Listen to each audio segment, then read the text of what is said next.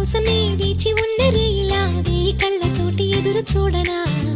వానజల్లు కోసమే వేచి ఉన్న పైరులా గంపెడంత ఆశతోటి చూడనా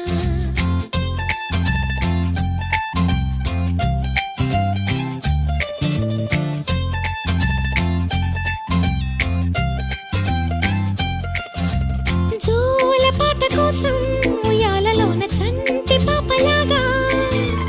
కోడి కూత కోసం తెల్లారు జాము పల్లెటూరిలాగా